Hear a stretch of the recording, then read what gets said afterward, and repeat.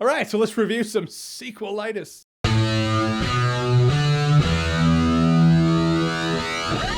Frozen 2. So Frozen 2 is the sequel to the ridiculously successful Frozen. There's this enchanted forest, it's calling to Elsa. There's a curse, there's a mystery, they have to uncover the mystery, and now here we go. Really what this movie has working for it, other than, you know, really impressive CGI, when Elsa's doing a song, you see her like, do the crying gasps, which hits the empathetic part of your brain, like, oh, I want to really empathize with her, not because of anything she's actually saying or doing, but because I see that she's sad. But the CGI is really good. When it's exciting, it's really exciting. When it's intriguing, it's actually really intriguing. But the biggest thing this movie has going for it is Elsa and Anna. They're dynamic together. You get that sisterly bond. You get that sisterhood. They work well together while they're together. Oh my God, if this movie ever splits them up, that would be stupid. It totally does. While they're together though, really good. And their dynamic works well together because they work well as a yin and yang pair. And it works against Elsa because, I'm just gonna say it, Elsa's a boring emo chick. Anna's very fun and vibrant and full of life. Elsa needs to be around Anna in order for me to care. Because when she's not with her, I'm like, all right, make fractals.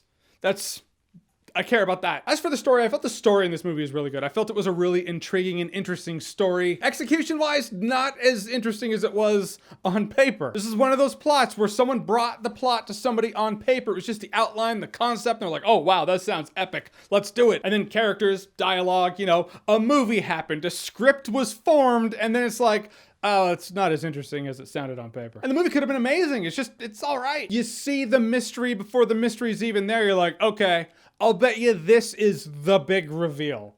Oh, look at that. It is. It's just that obvious. Which makes me think, all right, well, this movie's probably made for 10-year-olds. 10-year-olds aren't going to see it that obvious. But their parents are going to be there like, oh, okay, what? Are they trying to hide this? Also, Olaf. I thought Olaf was great in the first movie, but this is lightning in a bottle. It always happens this way, where it's like something was accidentally so good. They were like, oh, we need you to do that thing. You know, that thing you didn't think was going to be received that well? Well, it's now a thing. Can you do that thing again? And it's like Wayne Szalinski with his shrinking machine. It worked once, accidentally. Then when he tried to reproduce it, it just kept blowing up fruit because he didn't know how it actually worked. Yep, Honey, I Shrunk the Kids reference.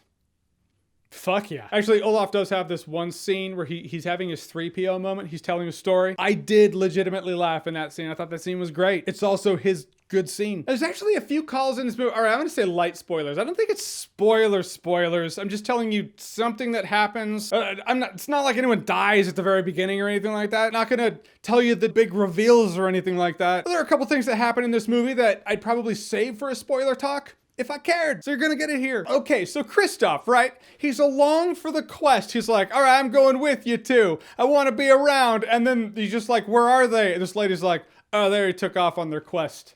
So, you know, the quest, where the movie's taking place. Have fun not being in it. And so yeah, he just fucks off for the rest of the movie until near the end of the movie. I get it. I understand the why of it. I understand why John Connor was wasted. I understand why Kristoff took a hike.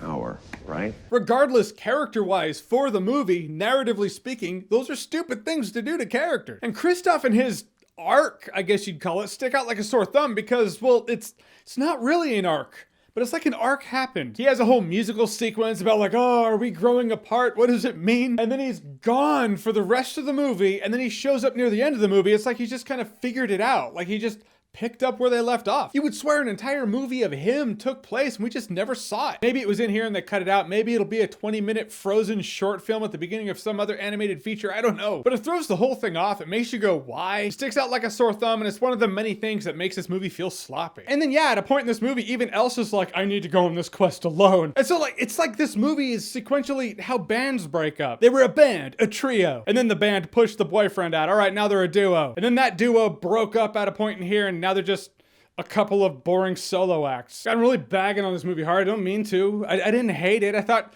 some of the music was catchy, even though there's not that let it go moment. There's not that song that you're like, oh wow. But Frozen 2 is one of those sequels I can't justify its existence because it didn't justify its own existence. This movie just makes you not care about the characters as much as it probably should have. It makes you stop caring about them after the first movie made you care about them. Epic animation, some good last act excitement, good message, good story.